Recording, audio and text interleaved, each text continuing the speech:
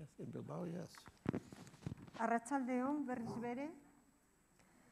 Antes de presentar al siguiente conferenciante, vamos a comentar brevemente cuál va a ser el cronograma de esta segunda parte de la sesión, de esta primera sesión de Conversaciones con. De 20 a 21 horas va a ser la conferencia de Salman Rushdie. De 21 horas a 21 a 30 van a establecer un diálogo en el escenario Zizek y Salman Rushdie. El público podrá tomar la palabra a partir de las 21 a 30 para para proponerles sus preguntas. A las 21:45 se va a dar finalización a esta sesión de hoy y luego se va a abrir un periodo de tiempo como de unos 20 minutos en el que todos ustedes que deseen que Salman Rushdie o Zizek les dedique un libro podrán acercarse hacia esta mesa que está aquí situada y ellos durante un tiempo van a dedicarse a la firma de estos libros que ustedes les presenten. Ahora es el turno de un escritor al que tanto admiramos en Gutun, Zuria. Me refiero, como no, a Salman Rushdie, una admiración compartida por millones de personas en el mundo, por su obra ya clásica dentro del siglo XX, pero también por su entereza y coraje cívico. Autor de obras inolvidables, ha aceptado aquí estar hoy en Bilbao, no solo para hablar de literatura, sino también para hablar de este mundo tan convulso que él conoce de primera mano. Nació en Bombay en 1947, es autor de 11 novelas, una colección de relatos cortos y 4 obras de no ficción, además de coeditor del Mirror Work, una antología de la literatura india contemporánea. La novela Hijos de la Medianoche obtuvo el premio Booker en 1981, el Booker of Bookers en 1993 y el premio Best of the Booker en 2008. El último suspiro del Moro ganó el premio Whitbread en 1995 y el premio Aristellón de Literatura concedido por la Unión Europea en 1996. Salman Rushdie recibió el título de Sir en 2007 en reconocimiento a los servicios prestados a la literatura. Es miembro de la Royal Society of Literature et Commandeur de l'Ordre des Arts et des Lettres. Entre sus últimas obras citaremos La encantadora de Florencia y el libro infantil Luca y el fuego de la vida. Rushdie trabaja actualmente en la versión cinematográfica de su novela Hijos de la Medianoche y en su libro de memorias.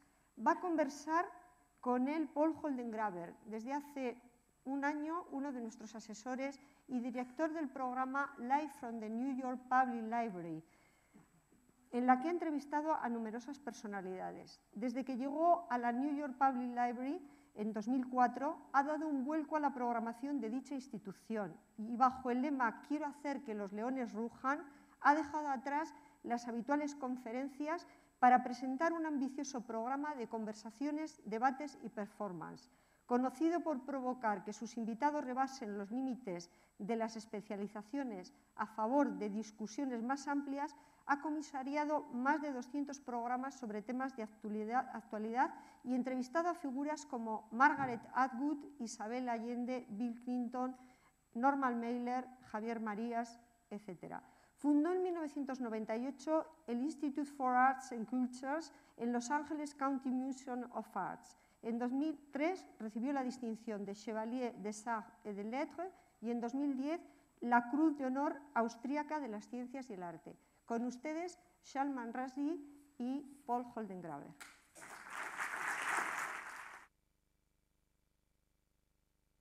Des Arts et des Lettres y en 2010 la Cruz de Honor Austríaca de las Ciencias y el Arte. Con ustedes, Salman Rushdie y PAUL HOLDENGRÄBER.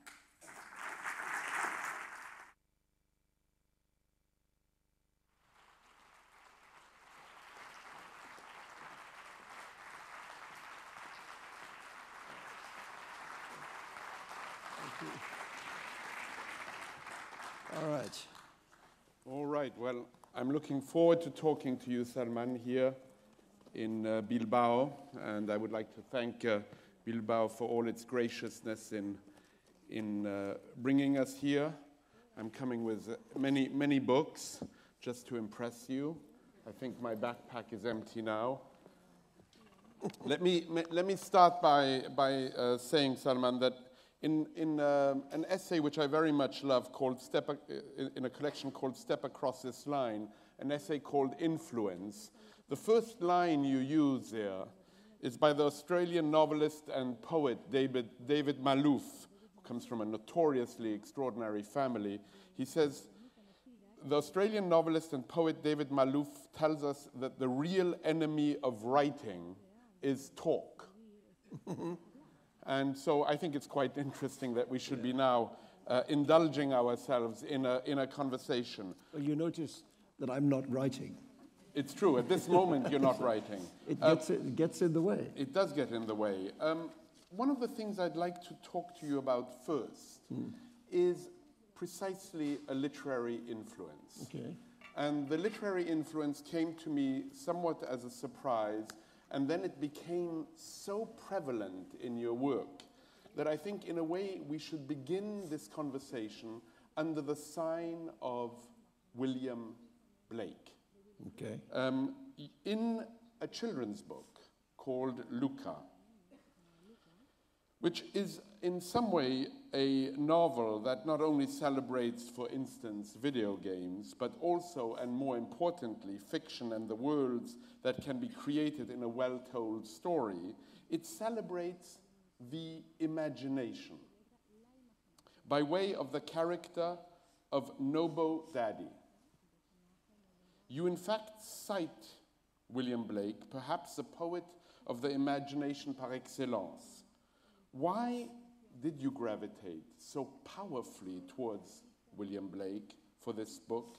And more generally speaking, why has Blake been so important to you over the course, perhaps nearly of your whole career? Well, first of all, Nobo Daddy is a word invented by Blake. As a word, he used it, and then James Joyce borrowed it in Finnegan's Wake. I never got to that passage in Finnegan's Wake. You know, I had the misfortune at university of going out with somebody who was writing a doctoral thesis on Finnegan's Wake. So I had to read it twice. She was writing about James Joyce and the Nouveau Roman Français. My goodness. So I had to read not only Finnegan's Wake twice, but Michel Butor and Nathalie Sarraute, and we broke up. That's basically. Nathalie Sarraute was the final straw. That was, no, Michel Butor was the final straw, really. Okay. You see, you have to be careful with your lovers what you have them read. You know, I thought, enough. I thought, there's no fun here. Anyway, Nobo Daddy is a word which Blake invented to describe God. God as the father who is never there. His poem, Nobo Daddy, is a complaint against God. It talks about how, where are you when I need you? If I need advice, you don't show up. If I need help, you're absent. It's the absent father. And Joyce used him in the same way. I borrowed the word and used it in a different way in this book, Luca and the Fire of Life, which is about a boy whose father is dying, essentially, and who goes on a quest, the most ancient quest, which is the quest for fire, because only the fire of life can save his father's life. And he's accompanied on the quest by this figure who looks exactly like his father, but isn't his father, and is gradually filling up with his father's life. It's actually his father's death. And that figure is called Nobo Daddy. So in my story, it becomes a figure of death rather than God. And I was quite scared when I was writing the book, because the book was the first reader of the book was my now 14-year-old, then 12-year-old son. For whom one must add, it was written. It was written. Well, it was a request. It was a command. My older son, 20 years ago, had made a similar command. He had said, why don't you write books that I want to read? I thought, good question, And so I wrote, 20 years ago, I wrote Haroun and the Sea of Stories for him. And then I mean, I have two sons who are they're 18 years apart in age. So when the younger boy got to be old enough, he read that book. And he wanted a sequel. And he just thought, that's my brother's book, so where's my book? And I thought, fair enough. So that's why I sort of had to. I remember there's a song by Paul Simon called St. Judy's Comet, which is a sort of lullaby that he wrote for his child. And it's very beautiful. And in the middle of it contains these lyrics where he sings, "If I can't sing my boy to sleep, it makes your famous daddy look so dumb, look so dumb." And I thought, that's true. If you're a songwriter and you can't write a lullaby for your own child, what kind of songwriter are you? So if you're a writer and you can't write a story that your own child would like, that's pretty And bad. There's an antecedent to your story, which is Oscar Wilde wrote his tales for his own children. Is that right? Yes. Yeah. Well, The Canterville Ghost is one of the greatest ghost stories ever written, I think, written for his children. Right. Anyway, so I was worried that this character of death, since it's about, a boy with a much older father whose father is 50 years older. 50 years older, which is exactly the so difference in age. I thought maybe this is just too scary. Morbid. Yeah, it might put him off, So I showed him the first couple of chapters of the book. And I didn't say anything. I said, just read that, tell me what you think. And I discovered to my relief and interest and pleasure that not only was it not scary, but without prompting, he said that it was his favorite character. And it made me think, oh, this kid has a little bit of a dark side, so I could maybe push it a little more. And Had you not written more by then? I hadn't actually. No, I just stopped and I thought, because if this is not working, then the book is screwed, So I better check it out. And fortunately passed the test. I think this is all, it's like if you look at the Star Wars movies, children identify much more with Darth Vader than with Luke Skywalker. There are no children today, anywhere in the world, pretending to be Luke Skywalker. They don't do it. But lots of children are pretending to be Darth Vader because everybody wants to put on the helmet and do the silly breathing, So that, everybody wants to do that. You do that very well. My son does it better. So you were scared also because in some way exposing children to mortality as early as that? Yeah, I was worried about it, but I do think that children are able to deal with anything, if you find the way to talk to them about it. You have to find the way. I mean, the great American children's writer, E.B. White, who wrote Charlotte's Web, so on, Stuart Little, he said, you don't write down to children, you write up. And that's true. Children are very, very shrewd and demanding readers. But you have to find the way. You have to find the language. And you, when your assessment of your second child was that he has a bit of a dark side. Yeah. Yeah, it was great. That's a release. Then you can have fun. Then I can unleash my dark side, which, believe you, exists. I do believe.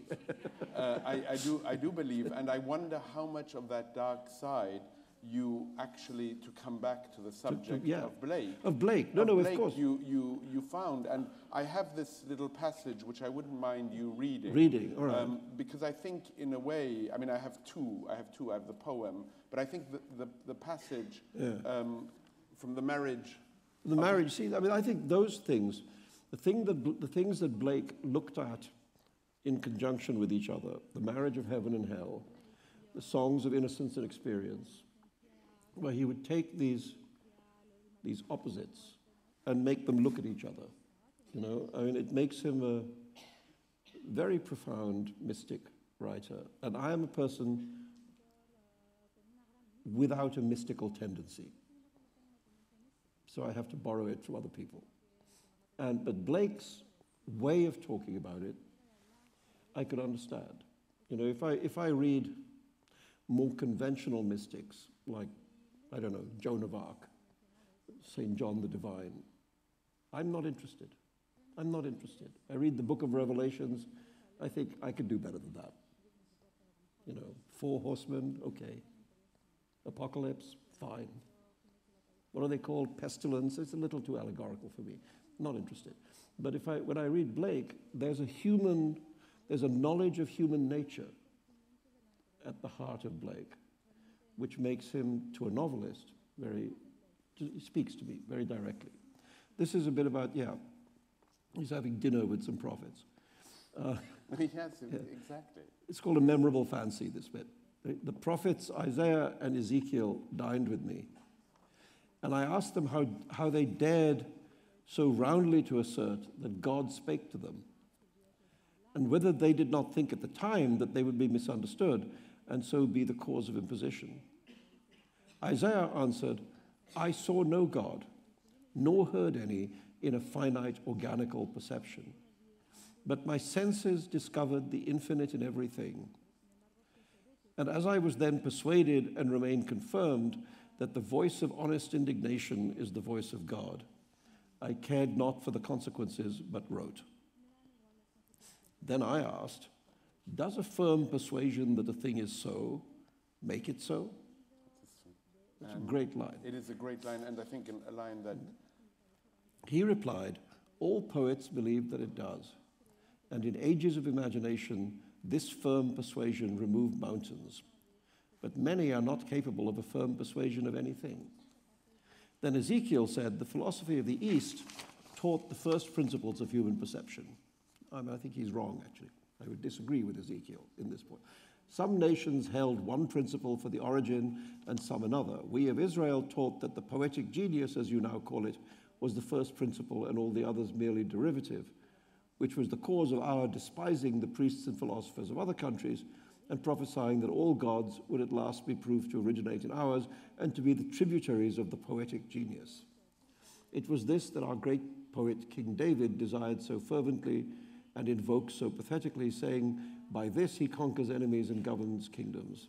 And so we loved our God, that we cursed in his name all the deities of surrounding nations and asserted that they had rebelled. From these opinions, the vulgar came to think that all nations would at last be subject to the Jews. Well, the point is, the interesting thing, given that Blake always speaks in a kind of tortuous way, is that what he's talking about is the supremacy of poetry. Right. He's talking, and actually the religious language in that passage is less important. I would agree. I mean, that's a kind of pretext. The text is the supremacy of poetry and how everything flows from poetry. In other words, from language and from literature. And if you have the gift of poetry, then you have the greatest gift. And that gift he calls God. And puts that in the mouth of both Isaiah and Ezekiel. But I think, I mean, I can live with that. That's, you know, I don't like the other one. I don't like the one who hands out commandments. That God. And I don't like his priests either, you know, who seem to know a lot. Anyway, yes, Blake, I've always been a great admirer of Blake. He suits your needs. Yeah, he also said the best thing ever said about Milton when he pointed out that if you read Paradise Lost, the bits about the devil are much more interesting than the bits about the angels. And he says that this is because Milton, being a poet, was quite naturally of the devil's party. You know, and I think that's a great truth. Well, you know, I was not going to follow up necessarily with Blake, but I'm inclined to. Blake was also, to move swiftly to the Satanic Verses, was also a big influence there. Yeah. In that book, you assert that language is courage, the ability to conceive thought, to speak it, and by doing so, to make it true, which is, after hearing what we just heard, is a tremendously Blakean assertion. Yeah, and quite, I think, on purpose, you know, really. Yeah, I mean, it's a book which it's nice to be able to finally talk about as a book, because... Well, I didn't want to talk to you about it as anything else than that. but that's,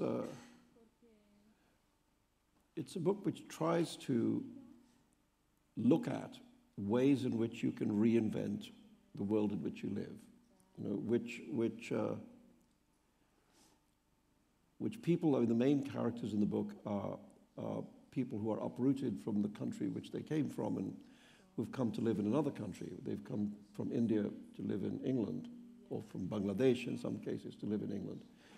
And the question is, what does that do to your perception of the world, that act of migration? And how do you reinvent the world for yourself? Because and what it seemed to me is that if you look at the root, whether you're a psychologist or a mystic, you would understand that the roots of the self are very strongly located in language, you know, the language you grow up speaking. Which in your case is many. Well, I was bilingual or trilingual, but you know, language is a very important root, and so is community. You know, the group of people you grow up amongst and who understand you and you know their ways. And there are one or two others, but you know, those things, place, you know, the place that you inhabit and that is familiar to you and is yours and you belong to it, it belongs to you. When you make an act of migration, you lose all those roots. You very often, you lose, you're amongst people who speak a language which is not your language. You're amongst people whose customs are not your customs. You're among people whose beliefs are not your beliefs. And you're in a place which is not your place. So all the things which you think of as the roots of yourself are lost. And so you have to find a way as an individual, but also as a community, if it's a large community that's migrated, of reconstructing yourself in a new place, in a new way. You know, so you have to reinvent, recreate. And since really what the novel is about such an act of migration, where everything about you, everything you come with, is put into question by the place that you come to. And so I thought, well, if that's what I think is happening, then the novel itself should be that act of putting into question, you know, where everything that these people take for granted, which includes their belief system, but not only, you know, all of that should be questioned and re-examined and so on. And so that's what that novel was trying to do. And what you've tried to do ever since, but haven't been let to do for so long, was to read it in that light. It seems to have been misread. Well, it just wasn't read. It wasn't read. It was just sloganized into a sort of piece of hate speech. I mean, the truth is, if I want to offend people, I can do it much faster than that. I don't need to spend 5 years of my life writing 250,000 words in order to offend people. I can do it in 5 minutes with 10 words. You know, so to reduce a 5-year, 250,000 word enterprise to just that felt, you know, feeble. Why would I bother to spend so long doing just that? And I think one of the great things about the passage of time is that, I mean, it's now whatever it is 23 years since the Satanic Verses was published, is that finally people begin to read it as a novel, you know, and some... I've had so much fun rereading it. Well, the thing, what people don't realize is that it's funny. It's fun. It's funny and it has humor. Because the thing that happened around it was so lacking in humor, there was an assumption that the book also must be lacking in humor. And an assumption that you were lacking in humor. Completely, you know. And so somehow the characteristics of the book's adversaries were assumed to be the characteristic of the book and its author. So because the book's adversaries were humorless, the book must be humorless. And because they were kind of incomprehensibly arcane and alien, so must the book be incomprehensibly arcane and alien, you know. And any number of people who read the book and found that they were laughing were puzzled by the fact that they were laughing. How come it's funny? Well, it was funny. It's just the attack wasn't funny. And that, fortunately, as time passes, the great thing about the passage of time is that books last longer than scandals. You know, and if you can just ride out the scandal, what remains is the book. And so now, you know, people read it, and some people love it, and some people hate it, and some people have feelings everywhere in between, and that's the ordinary life of a book. And well, first of all, it's a real response to a book. Yeah, and it's a reader's response. There was a while when the only response that you sort of weren't allowed to make to that book was a literary response. You could make a political or a theological or a sociological response. You could talk about it in terms of community relations or Islamic fanaticism or, you know, almost anything other than the ordinary language in which readers talk about books. I mean, did you like it? You know? Why? Why did you? What you? I mean, it's really the only question that matters in the end. Well, we know that the only question is good and bad. That's the only question. There are no other kinds of books. There are good books and bad books. Again, picture of Dorian Gray. I remember in the preface, he says exactly that. There's nothing else. And it's the only interesting thing to talk about. Yeah. And why? And we don't have to agree. No. You know, there are books that I would think were good that you would think were bad. This is why there is more than one book in a bookshop. So that people can go and find the books that they like. And the great thing about not liking a book is that you don't have to read it. You can read one of the other books in the bookshop. You know? In your family, to go back in time, many, many years back when you were growing up in India. Many years ago. No, I didn't quite mean it like that, but some years back, when you were growing up. Quite recently. Quite recently. When you were growing up, some few years back, you grew up in a family where books held an extraordinary power. And I've read about what happened to the fate of books if they got detached from your hand. Well, you were supposed to, but there was this thing that you were supposed to do in my family. If you dropped books or food, you know, books or bread, you were supposed to kiss them when you picked them up. You know, if you drop bread on the floor, you had to pick it up and kiss it. And the same with a book. And it was just an act of these are the food for the body and food for the soul, and you take them seriously. They're things of value, and you shouldn't do something clumsy with them like drop them on the floor. What was interesting to me is to read not only did you kiss those books, but everything. But anything. No. I mean, Batman comics. Yeah, that in comics, if a Superman fell out of your hand, you would kiss. Yeah, it became routine. You know. You were talking a little bit earlier about first things I kissed, long before I kissed girls. Kissing girls kind of spoiled it. But the notion of kissing is so interesting. After kissing girls, you didn't kiss that many books. It's true.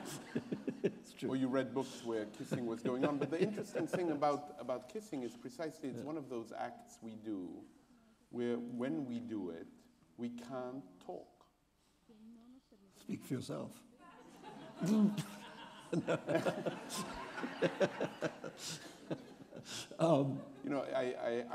I hold this verity from Adam Phillips, who wrote a book called On Kissing, Tickling, and Being Bored. Yes, very good book. Very good book. Very interesting.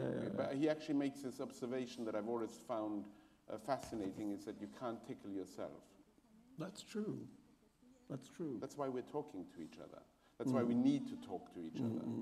And that's why we read also to some extent. No, but I think that the point you make about non-verbal communication, which obviously kissing is a very close and intimate form of non-verbal communication. But I think anybody, if you're writing, you have to always think about what people can say to each other without saying anything.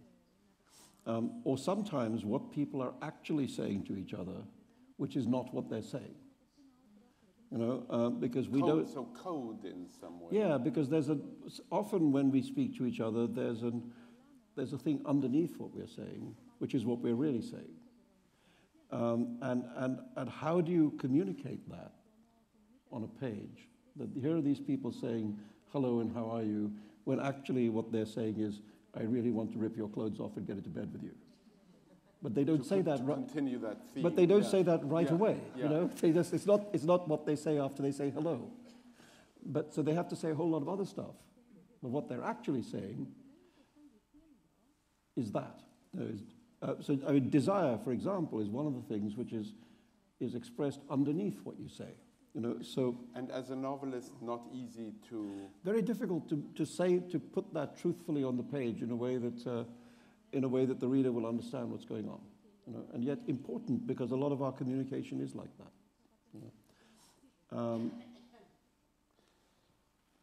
You were talking about uprootedness, and you also talk about interconnectivity in the world. In novels like The Enchantress of Florence, The Ground Beneath Her Feet, Shalimar the Clown, and even before that in Satanic Verses, you have dealt with what you call worlds in collision. Yeah. And I wonder why that in particular has so haunted your world. I think it just became my subject because of the life I've led. You know, because, I mean, I started out as a writer not thinking about that so much, but, I mean, like, you know, when I was writing my earlier books, when I was writing Midnight's Children and Shame, they were really attempts to make sense to myself and perhaps to other people of the world that I'd come from, which is South Asia, you know, India, Pakistan, Bangladesh. And they didn't really have a larger frame of reference than that. You know, that they were trying to be about that world and what it was like to come from it and to the place. And to respond to it in the way that people respond to the place that they actually come from. You know. And then I thought, well, what's happened to me in my life is that I've left the place that I came from and have made a life for myself in various other places, you know, most crucially London and New York City. And I thought at some point the writing has to recognize that, has to respond to that, you know. And actually the Satanic Verses was the novel in which I thought I was first trying to respond to that, because the novel is about migration, as we were saying, you know. And so this shows you how writers can be wrong about their books. I thought it was the least political book I'd ever written. I thought it was this sort of personal investigation of the consequences to the soul, the spirit of migration. And it was, I mean, the previous books had been much more directly, they'd contained political incidents and so on. I thought this one's personal. It turned out to be, you know, the most political book I'd ever written. But what it led me towards thinking was that we now live in this very, you know, shrunken world in which bits of the world are no longer separate from each other as they used to be. Everything bumps into everything else, you know, and in order to understand the history of one part of the world, you sometimes have to understand what's happened in another part of the world. And you go further than that. You actually say you can't write about a place anymore separate from another Separate place. from another. Well, that's what I've felt. You know, I'm only talking about myself. But, you know, in the way I've used the example of Jane Austen sometimes. I mean, Jane Austen was writing at exactly the time that the British were fighting the war against Napoleon Bonaparte. And yet. Exactly the time. I mean, I think Pride and Prejudice is written in 1812. That's right. You know? And yet, in the complete works of Jane Austen, there is no reference to the Napoleonic Wars.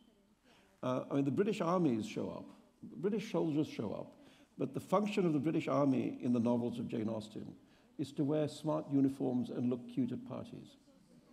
You know, and for all the girls to think, soldier looks very hot, you know, thin red uniform. And I think that's an important function, let's agree. Of uniforms. Of the British Army. Yes. But the war against Napoleon Bonaparte, in her case, not so important. And I mean, I say this not to make a criticism, but just to show that at that time, which is only, whatever that is, 200 years ago, the gap between private life and public life was so great that she could completely describe the lives of her characters, and profoundly explore the lives and motivations of her characters without any reference to the public events that dominated the life of the country in which those people lived, because those public events had no impact on her characters' lives. Now, that's not the world we live in anymore.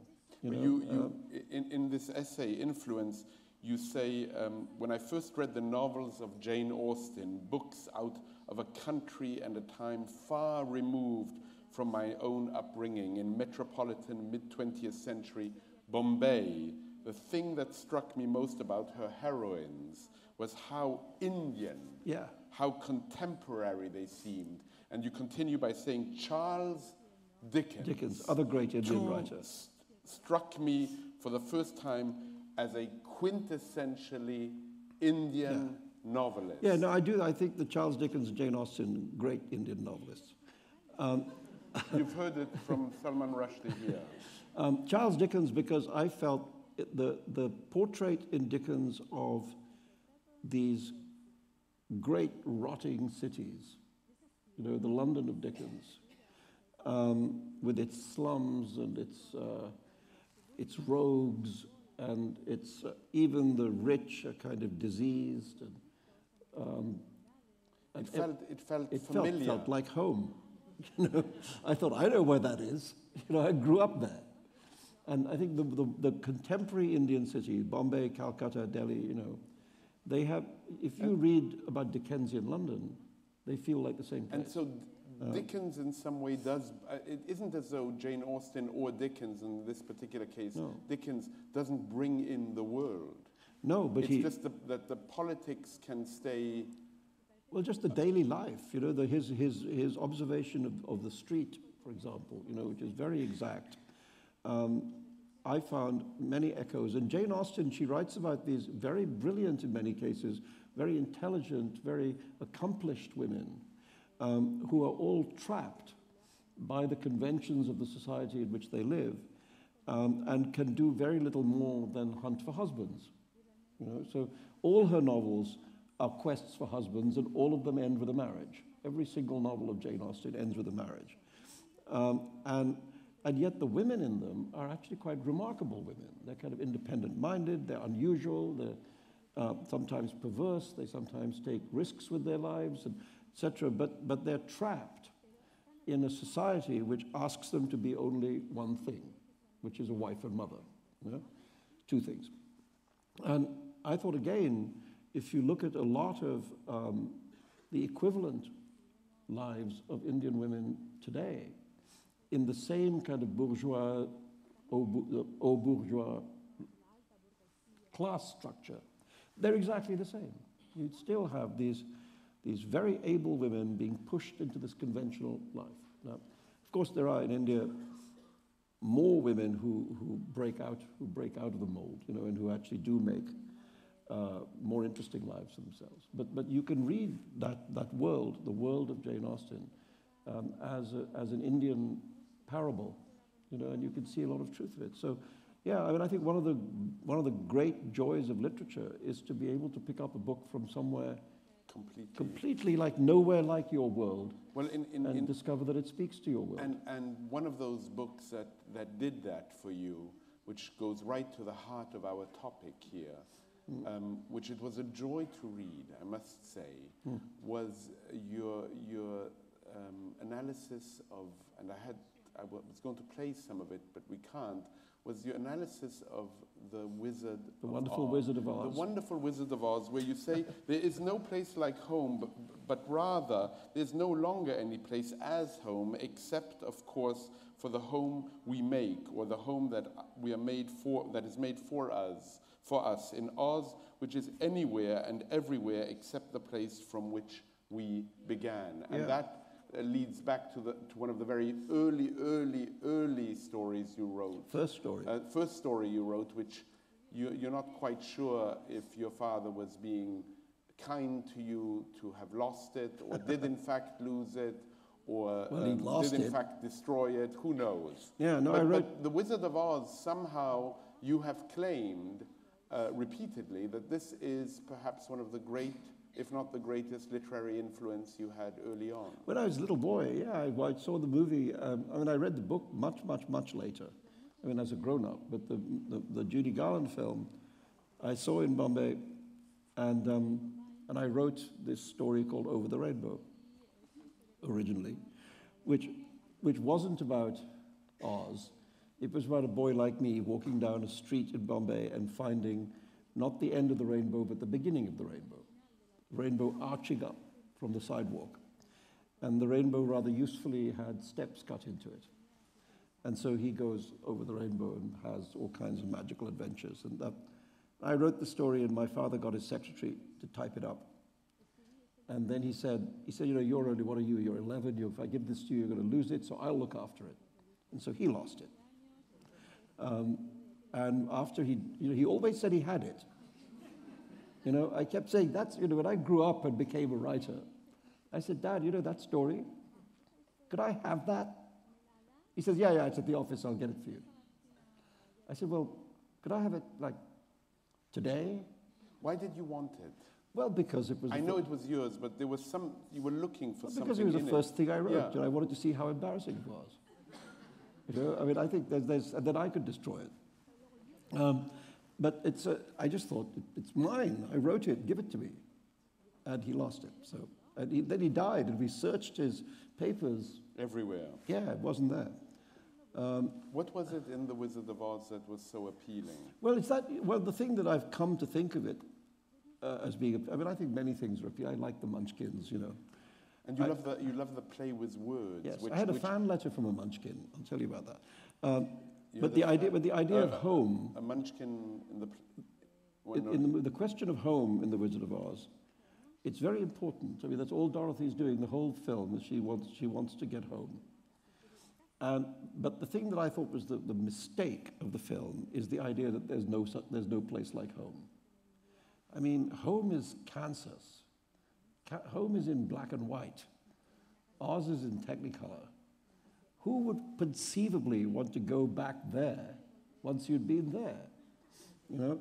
So I thought that was a lie. And I think if you look at it in terms of human life, we all grow up in a home. But unless we are terrible losers, at a certain point we leave home. And we make our own home.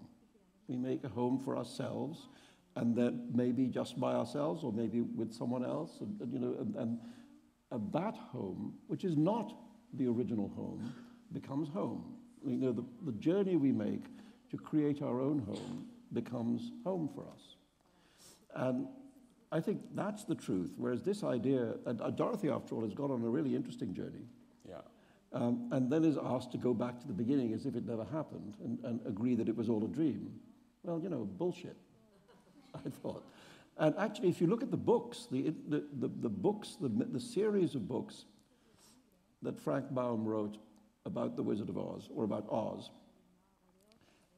he understands that too, because by about volume 3 in the series, Dorothy takes her uncle and aunt, takes them to Oz, and they all live there. That becomes home for all of them. So they all go there because they all agree that it's much better than Kansas, which, you know, how could it not be?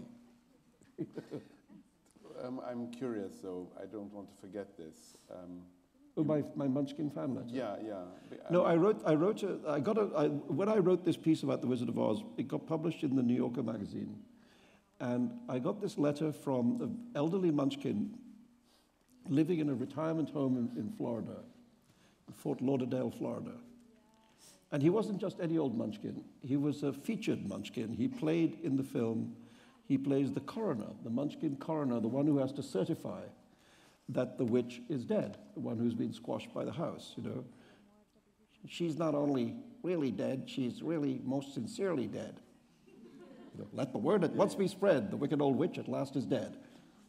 Ding dong, the witch is dead, etc. Anyway, him. And he has this great scene on the steps of the town hall where he's got this scroll on which there's big Gothic letters. It says certificate of death. Right? And so he writes me this letter in which he says he liked my piece about the film. And then as a gift, he includes like a color Xerox copy of his picture of his big scene with the certificate of death. And underneath it, he's filled in my name. So now, I think, is this funny? How funny is this? How funny is it? I think, you know, I have a Munchkin death certificate. and then I thought, no, I know he's this old guy. He's in this retirement home. And by the side of his bed, he's got a stack of color Xeroxes of his big scene. And he's sending off letters to everybody he can think of, and including this photograph, and he's filling in the person's name. Certificate of death, President Clinton, you know, sending it off. And so I thought, this is his big moment in his life.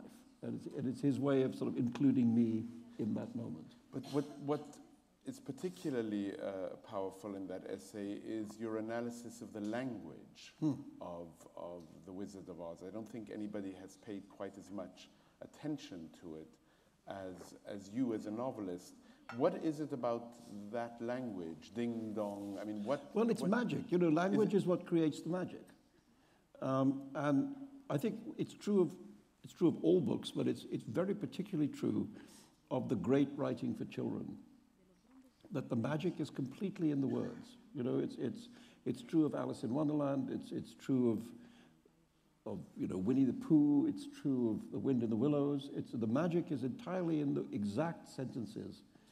You know, the Humpty Dumpty sitting on the wall saying, when I use a word, it means exactly what I want it to mean, neither more nor less.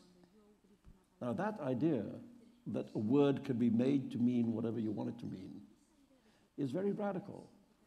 Zizek before was speaking about the violence. Yes, you know, Lewis Carroll in the Alice books asks us to consider the difference between saying what you mean and meaning what you say. Now, that's precise words that makes that magical. You could put the same thought into completely ponderous words, and it wouldn't be magical. So language is what creates the magic, you know, and that's true of all books. How you say a thing is what you say. And particularly in works for children. Well, most obviously, but it's true of all books. Yeah, I mean, I find it very difficult to read books where there's no music in the language. You know, I mean, however, there's some very great books. I could think of the complete works of George Eliot, for example, which are colossal works, but where the language, I don't know, it's kind of meat and potatoes, the language. Middlemarch? Yeah, Middlemarch. I once horrified people in England. I was on a television program. They used to have television programs about books. I know. Imagine that. So they used to be... For hours, they did what we're doing here, they did for hours. There used to be quite serious, long, prime-time television programs about books. Horrifying, you know. Now it's all about people getting drunk in Jersey, you know, and punching each other. Anyway, I was on this antique form called a television book program. And it was like Christmas time or something, and so they asked us to play that humiliation game where you have to own up to books you haven't read. And I owned up to never having been able to finish Middlemarch. Oh dear. And the next day, the newspapers, it was, you know, as if I'd said there was no such thing as God, you know. Call yourself a novelist, you haven't read Middlemarch? Salman Rushdie says he has never read Middlemarch. Well, that tells us a lot about him. You know, so I thought, yeah, I still haven't read it. You know, I once had the pleasure of speaking with Pierre Bayard. I don't know if you've read him. He wrote a book, How to Talk About Books You've Never Read. Oh, yes, yes. Yes, that Bluffing book, yes. Yeah, bluffing and sort of trying to fill in the void when you speak to the writer who's written the book and give them the impression that you've in fact read them. All these kinds of ways of going about things. But Can I tell you the best bluffers thing? I was once asked to go to a screening of a film by a friend of mine, Bernardo Bertolucci, who made a film called The Sheltering Sky, and we all had to go see it. He had a screening for his friends. And I really, really, really, really, really didn't like it. I mean, really didn't like it. and was he in the room with you? No, but afterwards we were all taken in a coach to his house for a party. And when you got to his house, you came in through in London, in Notting Hill, he had a house, and you walk in, and to the right of the door, there was this long room which was like a study. And at the end of the room, there was Bertolucci in a kind of throne-like chair. And you had to go in one by one and say what you thought of the movie, you know. And I was really terrified because I really couldn't think of a single good thing to say. John Malkovich, awful. Deborah Winger, sucked. You know, dialogue, shit, you know, etc. So that was what was going on in my head. I thought, what am I going to say to... Anyway, so I walk in without any idea what I'm going to say. And Bernardo says to me, he says, so, yes, Salman, it's very important for me to know what you think of my picture. And like a gift from the skies, you know, I say, Bernardo, I can't talk about it. And he said, a lot of people have this reaction. And so I'm free. Haven't lied, escape. Start drinking now. Exactly. Too much emotion. I can't talk about exactly. it. Yeah. You have to do it like this. Yeah. I'll remember that. Yeah. I'll remember that. It's a very useful skill to have. It's a useful I'm just skill saying, to have. this really works. If you go to see the work of a friend of yours and it totally sucks, I can't talk about it.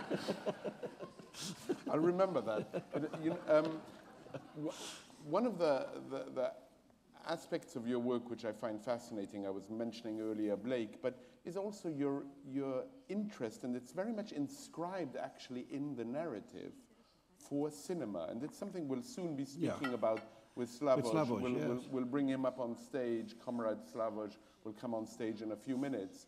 I'm just giving him a warning to get ready. In Midnight's Children, the use of cinematic language is quite powerful. And in the following scene, close-up of my grandfather's right hand, nails, knuckles, fingers, all somehow bigger than you'd expect, clumps of red hair on the outside edges, thumb and forefinger pressed together, separated only by a thickness of paper. In short, my grandfather was holding a pamphlet. It had been inserted into his hand. We cut to a long shot. Nobody from Bombay should be without a basic film vocabulary. Well, that's the clue. As he entered the hotel foyer. Well, that's the clue. I mean, I grew up... I love that. That's where I grew up. You know, I grew up in the biggest movie city in the world. You know, more movies are made in Bombay than anywhere else in the world. Bombay first, you know, Hong Kong second. Hollywood long way third. Especially now, there's less and less feature films being made in Hollywood. So Bombay, if you grow up there, you can't, you know, the movies are completely, they're just in your blood. They're on every street corner. I had members of my family who were actors in the films, who wrote for the films, who, you know, so it was just, you grew up as, I mean, I think Bombay is, you could see it as, it's in a way more like New York than Los Angeles. But it's like if Hollywood was in New York instead of in LA, that's what Bombay would be like. It's like a combination of the two worlds. And so, yeah, you grow up, but I think, so there was that I grew up obsessed with the movies because of being a Bombay kid. But I also feel that what happened to me as a great good fortune was that when I was at college in England, when I was in the mid-60s, when I was at college in England, it was this period of this gigantic explosion of genius in world cinema. You know, not when Hollywood in a way lost control for a little bit. And it's very hard now to explain to people what it was like when the week's new movie was always something that we now think of as a classic. You know, when when that week's new movie was La Dolce Vita, or Godard's Alphaville, or Truffaut's 400 coups, or Fellini's 8½, or Kurosawa's Rashomon, or Vajda's Ashes and Diamonds, or Buñuel's Exterminating Angel, or whatever, you know, like every week you would go to the movies and there would be a sensationally interesting work of art to look at. You know, Satyajit Ray, Miklos Jancho, everywhere in the world, you know, the Italian New Wave, the French New Wave, Eastern Europe, you know, Poland, India, Japan. World cinema was at a moment that it's never managed to replicate. You know, in that period from the late 50s to the early 70s, there's a period of about 15 years, just maybe less than 20 years, when that was where the interest was. And I feel that I got my education watching those films. You know, I learned more about, well, I became the person that I became as much by watching Jean-Paul Belmondo and Marcello Mastroianni as I did by reading Finnegan's Wake and Nathalie Sarraute, for God's sake. It seems like you escaped to the movies in order not to read. Yeah, you're not kidding. Yeah, yeah.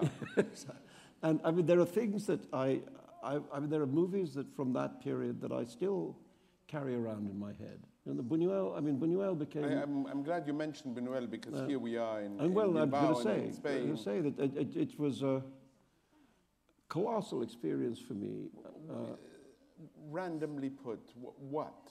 Well, because of his use of the surreal in order to do what surrealism at its best does, which is to use techniques which are not naturalistic in order to reveal truths about human nature. And you know, Werner Herzog speaks about ecstatic truths.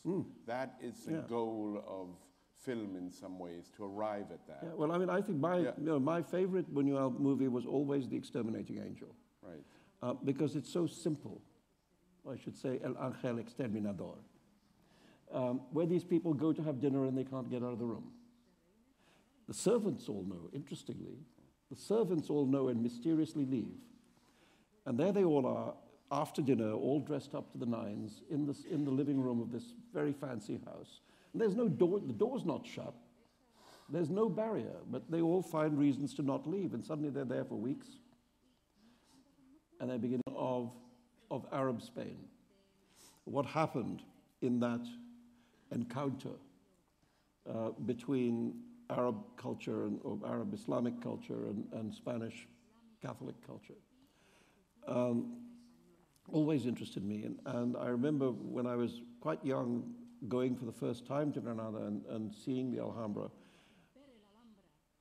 being very moved by it, you know, and just thinking, I mean, I hadn't even become a writer or anything, but just thinking that one of these days, you will use it. I've got something to do. This building and I have some business with each other, you know.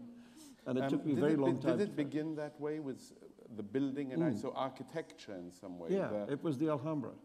Because you had similar experiences with Florence and the world of Machiavelli. Yes, that's right. I mean, I guess, yes, architecture. Something happens in spaces. Well, I'm very, you know, I think I've always been a writer who is very, well, place is an important starting point for me, you know. So yeah, whether that's a city or a building, you know, I really have to know something about the place in which something's going to happen. How much will architecture play a role in your memoirs? Well, I've always lived in houses. That's one way of answering my question. Shall I ask you another question? There will be houses. Yeah, there will be houses. Yes, there will. There will be rooms. There will be rooms and furniture. Yes. And desks. And refrigerators. What else might we find there? There's a subject. In my memoir? Yeah. Well, I mean, I think, you know... There's a subject and there's you having resisted to some extent or having put off I didn't want to write it for a long time. You didn't want to write it? I didn't want to write it. And are you enjoying writing about yourself? Well, that's the bit that, no, I'm enjoying telling the story that I haven't told. I mean, that's the story that I knew that it was, I mean, you know, even when the worst thing in the world is happening to you, if you're a writer, you've got this little imp on your shoulder whispering in your ear saying, good story. And so I did the thing that I've never done before or since in my life, which is keep a very detailed journal.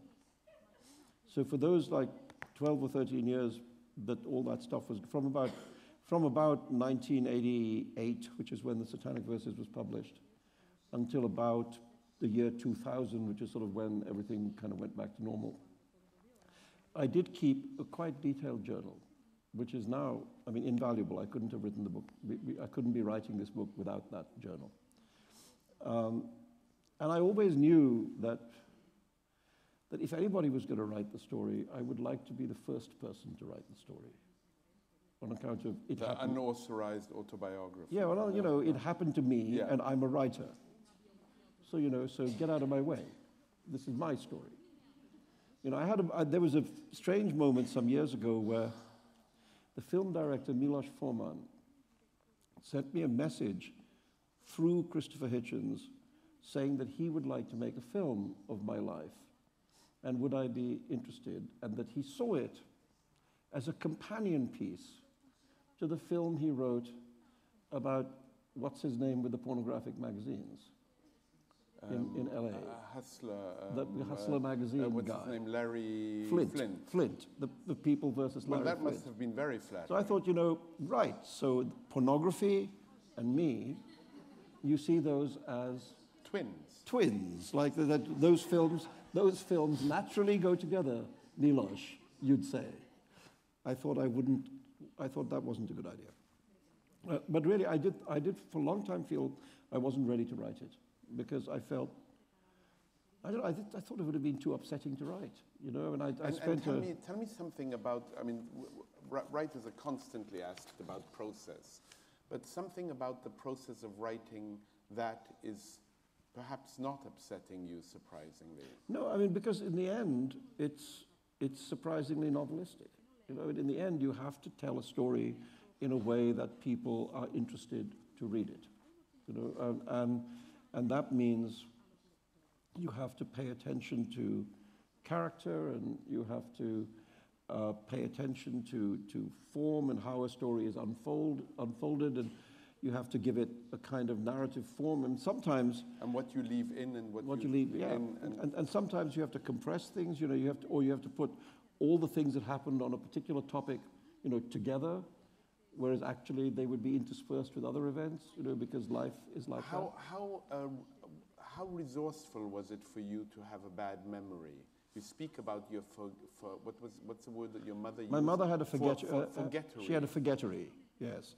No, I have a really good memory. You do? Yeah. So you feel you're remembering a lot? Well, what I do is I trust my memory because it remembers the things that are valuable to me to know. It forgets. This is true of people as well. I never remember people that I'm not interested in. But I remember everyone who I'm interested in. And I've kind of learned to trust that. You know, it's like a selection process, unconscious, but true. And so in the same way, in terms of remembering that period of my life, the things that have stuck in my mind, I know are the things that are most important for me to write about, because they've stuck in my mind as being the important moments of that time. Have you found that in writing this you're misremembering things? Well, what's true is that there are things that sometimes I thought that there was an event that happened like 6 months after another event, and I discovered it actually happened 2 years later. There are things like that I've misremembered, where your memory concertinas time sometimes, and there are things I'd completely forgotten. I mean, there were a lot of things that I'd just completely forgotten. And I thought, God, yeah, that's right, that happened. And I just, you know, I haven't really gone back and looked at those journals since that time. And the writing of the word autobiography has always interested me in its etymological sense, autobiographein. In some way, you're coming to life, as it were, in the very act of scribbling. Well, it's a very strange thing to write about a character that you know who bears your name. You know, it's because you, in a way, have to be harsher. You have to look at the character with your name more critically than you look at any of the other characters. Because if you don't, then the book looks like self-glorification. You know, I mean, that's to say, there's something self-glorifying anyway about saying, let me tell you all about me for 600 pages. And it will be 600 pages. It might well be. So there'll be a lot of houses, a lot of refrigerators, but also there'll be wardrobes. There'll be there'll be wardrobes. Will there be the experience, for instance, of the movies? Yeah, yes. There was a moment which I don't know if it'll make it into the book. There was a moment when Martin Amis and I were taken by the police to watch 4 Weddings and a Funeral. And he was really, really hating it. And I was quite enjoying it. You know, and he came out fuming about it and said it was the worst film he'd ever seen. And afterwards he wrote about it. He wrote about going to the movies with me to see 4 Weddings and a Funeral. And he put all his thoughts into my mouth.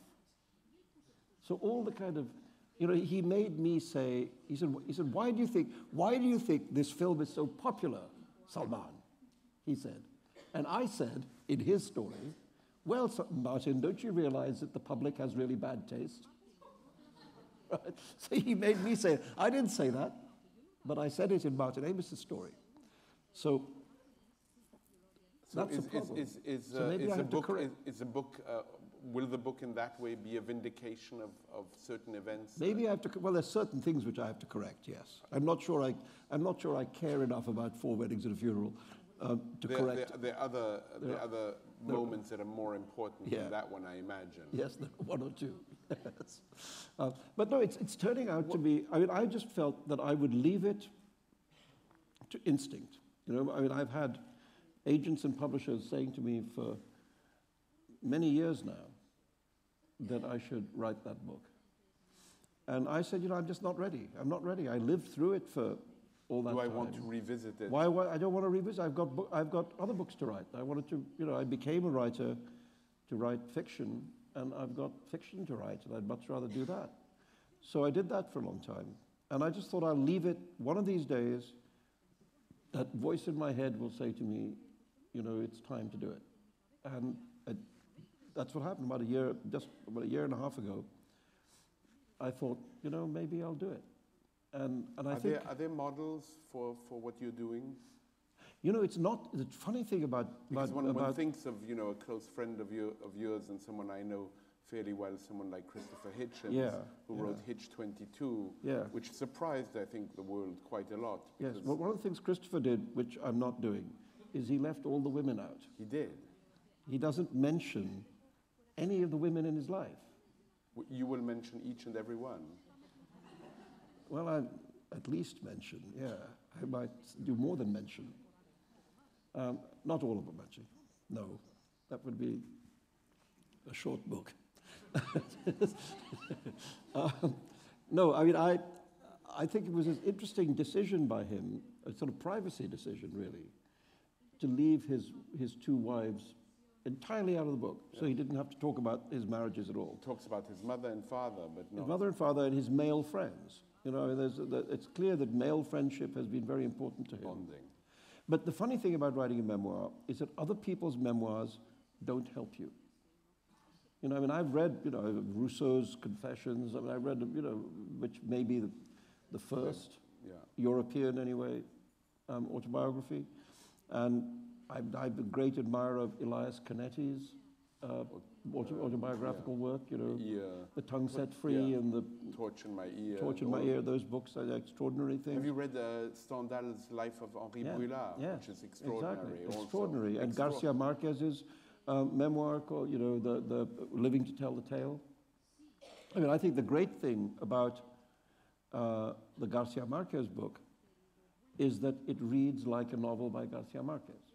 Are you worried that people will be buying your book? I mean, I'm sure no writer is worried that people will be buying their book. No, I think. But are they pretty happy about that? But are you worried that people will be buying the book to find out what I'm sure in some form or fashion you will be addressing, namely those years where you spent? Yeah, well, that's the bulk of the book. Really, the book is to tell that story. You know, I mean, otherwise, I'm not so interested in telling my own story. Are you worried that people are interested in your story because they're interested in that story? Yeah, I mean, I'm not worried. I mean, otherwise, I wouldn't be writing the book. I mean, I just think that there is a story there, which I think will surprise many people because it's substantially different, if you like, than the story that was in the newspapers. You know, because the point is that in fact there was a very successful veil of secrecy maintained, and so people didn't know what was going on. You know, and as you know, when the news media don't know what's going on, they make it up. So because you know, nature and journalism too abhors a vacuum, and when they don't know what's happening, they conjecture. So there was an enormous amount of speculation in those days, most of which was not correct. So, I mean, I think it's an interesting story. I hope people are interested. No, I do. I think I wouldn't be writing it if it were not for the period that happened around. Does it have a title yet? Yes, it does, but I'm not going to tell you. Slavoj, we're calling you now. Slavoj, come right up here without any resistance.